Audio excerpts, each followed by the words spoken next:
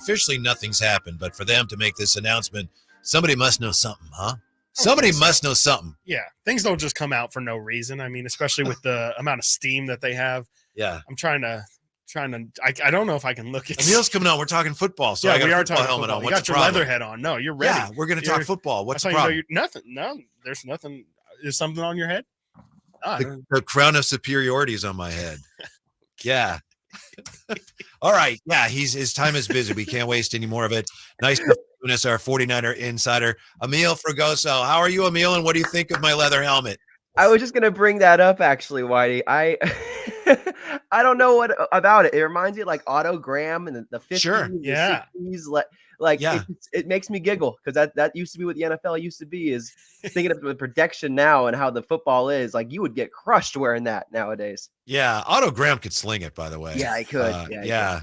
I think he still has the highest yards per attempt in NFL history. Yeah, if I'm not mistaken. I know you've been busy all week at 49er camp. We appreciate your time. What has really stood out to you from the first couple of days at camp? What's the mood at camp? It's a really exciting time. There's a lot of pressure as well, especially with the quarterbacks and just seeing how the competition's playing out. It just really feels like it's Brock Purdy, even though he's been back for now 2 days, including today. It feels like it's Brock Purdy's job to lose at this point. You just look at the numbers and stuff. Brock finished today, I believe, 7 of 11. Trey Lance struggled again today, 1 for 5 or 2 for 5, I believe. And so it's important to think about who is going to be the quarterback because they have a lot of options, but they still think that Brock Purdy, even coming back from UCL surgery, is the guy right now. Emil, I saw Tim Kawakami bring this up on his Twitter page, and we were actually just kind of going back and forth a little bit on this. Do you think that Brandon Allen taking the third string snaps, like all of the third string snaps, is kind of an indication that they might only be intending to keep one of Trey Lance or Sam Darnold? I mean, it's possible, but I will say that Trey Lance and Sam Darnold are splitting the second team snaps right now. So it's not like Trey's not getting snaps. Is it that Brandon Allen is the, I guess, third option, you'd say? Right, and but so, there's 4 quarterbacks. True. There is 4 there are 4 quarterbacks. So there's that. Look, they want Trey to do well because that not only does it make him look better as an overall prospect, but it drives his value up on the trade market. And so if they can get an offer they like, could they move Trey? Maybe, but so far that has not materialized. And because of that, they're kind of just want to see what Trey does this training camp and then go from there.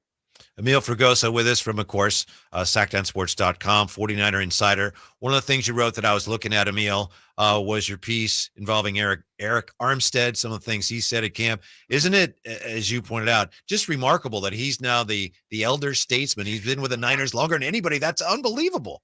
It's unbelievable. Like, when you think about it, Eric was drafted in 2015. To think about a football player being there for now going into his 9th season on the same team, it's remarkable and just speaks to the connection and that he has not only with the Bay Area, but also with the city of Sacramento being so close to it and how much he wants to be a part of the community. And so he spoke about how he wanted to be there for 10 years. It's really rare for guys to be there, not only for contract, but just salary and how it works in the NFL. I mean, the short shelf life with certain teams. Right. But for Eric to be there this long is a testament to his play and testament to what he means to that franchise. Yeah. I heard Steve Wilkes talking yesterday about, how he's had to adapt to coming into this San Francisco team. And it was interesting to me because normally, when a new defensive coordinator comes in, it's everybody else is having to learn their new terminology, learn their scheme. But it seems like Steve Wilkes is actually the one that's doing most of the learning in terms of the Niners terminology, because it's a lot of holdovers from the previous staff. What are like the challenges, which might be obvious, but also some of maybe the possible advantages of Steve Wilkes being the one who's learning and not everybody else learning from him? Well, the advantage is that Steve Wilkes has inherited the best defense in the NFL.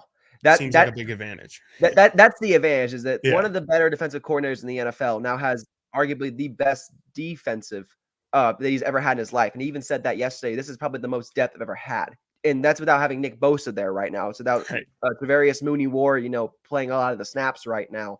This team is built for him to get maybe his best production ever. And because of that, he has to just do like fine tweaking. And his whole job is to really be the cornerback whisperer, to get these secondary members up to speed. The young guys, Ambry Thomas, Taylor Hawkins, guys that have been fringe players for the Niners that haven't taken that step. Can they I guess the DB god, as they say. Can he get them to that next step? And that's really what's going to be key for them this year. Amiliano Fragoso with us here, of course, Sactown Sports. There have been a lot of questions for players. I know that somebody asked Trent Williams about it. Somebody asked Kittle about the window closing, and they, basically what can they say is like, we don't worry about that. Is there a sense there at camp that, things are really lined up this year, but there's some pressure that they better get it done this year because that window is in fact going to close at some point sooner rather than later? Well, I will say the media has been harping all of them on this question. So it's been asked to pretty much every single player, from Eric Armstead to Javon Kinlaw to, Trey Lance just now today.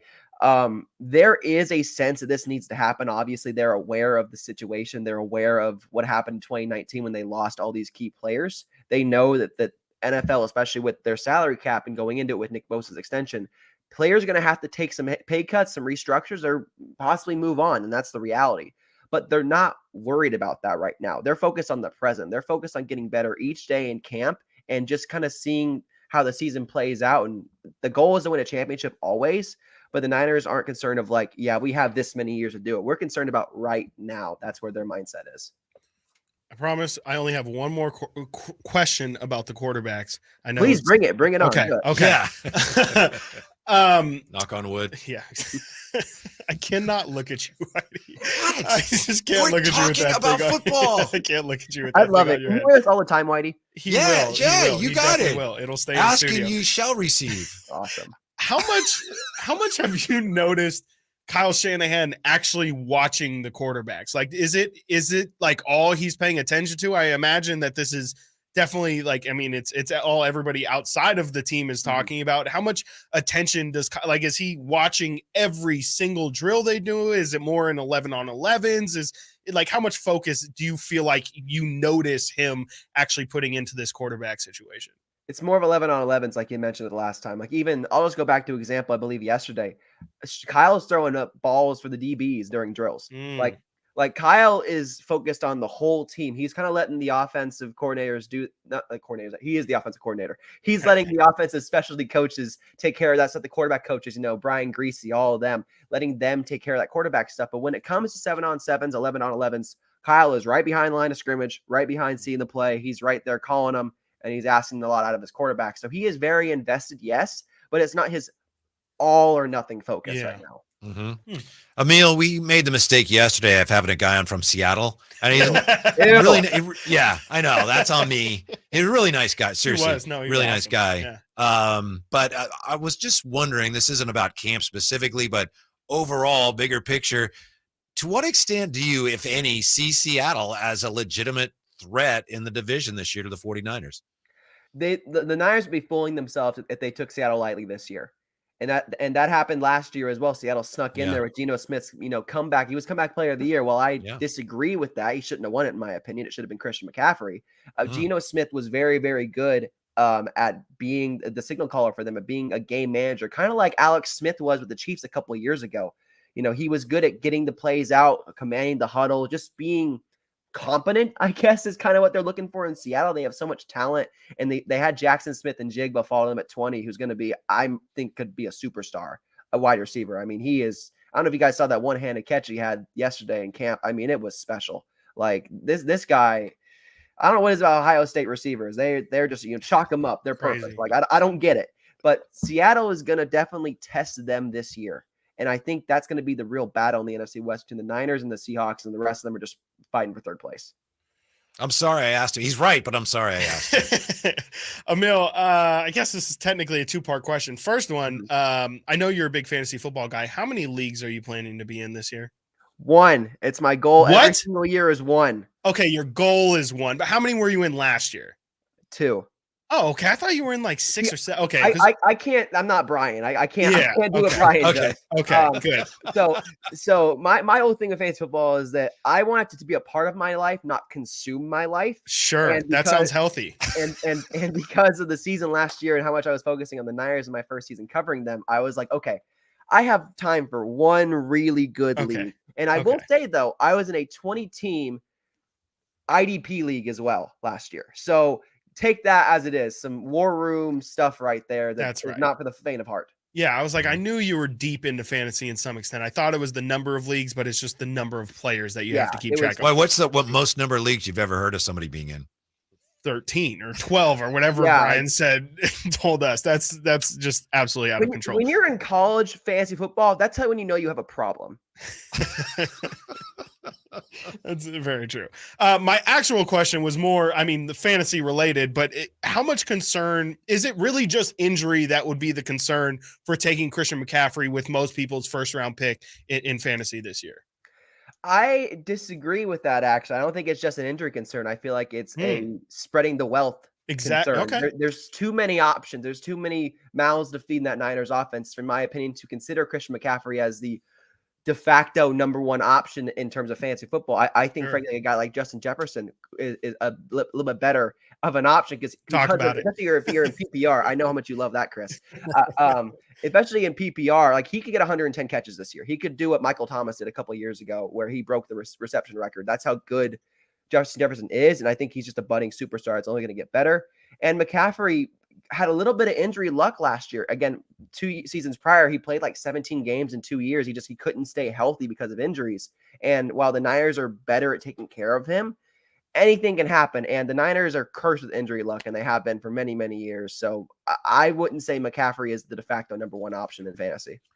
Amiliano Fragoso. Thank you, Emil. And listen, next week, go down to camp. If you want to borrow this, we'll work something out. You can take it down there and then get it back to me and I'll wear it on the way. Anyway, it's not a problem. You just let me know, okay? You know what? I'll take it to camp. How about I take it to camp next week and have George wear it and get a picture for you? Yeah, that would be tremendous. I think George would like that a lot. Thanks, Emil. We appreciate it very much. Have a great weekend. No problem. Thanks, guys. Yeah. Enjoy your day off. Yeah. Thank you. Yeah, I heard that. Yeah, he's going to join us. He's off Friday, so he'll be joining us. He's going to join us Thursday? No, he's joining us Friday. Joining us on his day Friday. off. Well, yeah, so we appreciate it very much. Thank you, yeah, going the extra mile. Yes. 49er training camp on Sactown Sports is brought to you by Power Business Technology. Power Business Technology. Call them for all your business copier needs at 1-844-POWER-BZ or go online to powercopiers.com.